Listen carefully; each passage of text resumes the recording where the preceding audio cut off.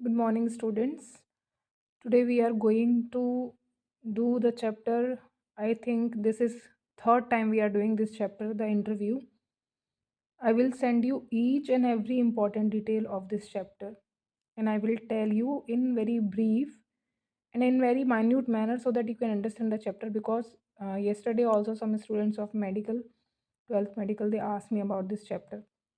So, the interview is a chapter which is taken from the book of the Penguin Book of Interviews, which is written by Christopher Sylvester. Basically, this chapter is divided into two parts. Remember this. There are two parts in this chapter. The first part deals with the remark and observation of celebrities and writers, what they think of technique interview. And it also tells us about how ancient it is. Okay. Just remember these things. The things which you need to remember from the first part is certain quotes which are given by those writers.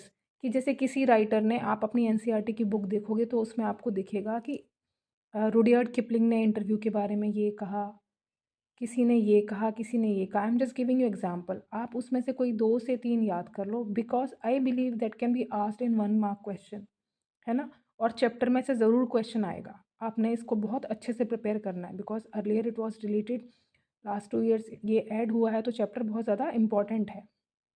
Now coming to the second part.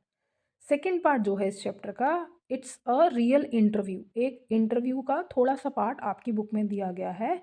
Second part interview है Umberto Eco का, जो कि लिया है मुकुंद पद्मानाभन ने।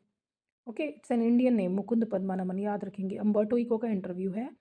And this is because a book which was written by Umberto Eco, The Name of the Rose, was so much famous, बहुत ज़्यादा famous हुआ था, बेस्ट सेलर बन गया था वो, इसलिए his interview was taken.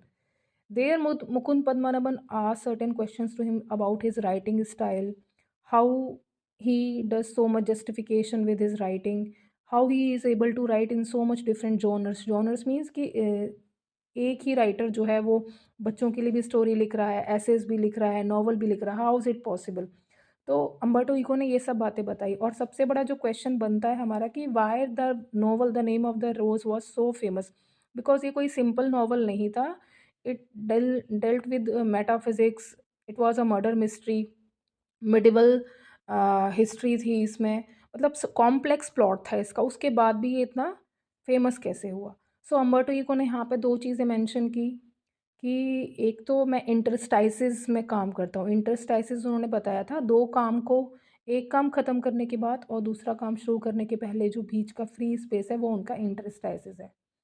Next जो उन्होंने बात बताई थी वो ये कि शायद the name of the rose famous इतना इसलिए हुआ क्योंकि वो शायद सही टाइम पे जो है वो पब्लिश हुआ। दूसरा, लोगों को शायद ये गलतफ़हमी थी, इट वाज़ अ मिथ कि लोग जो हैं ईज़ी स्टोरीज़ पसंद करते हैं। People like complex plot also, ये द नेम ऑफ द रोज़ ने साबित कर दिया था। So this was it. बाकी मैं डिटेल्स जो है आपको इसमें भेज रही हूँ।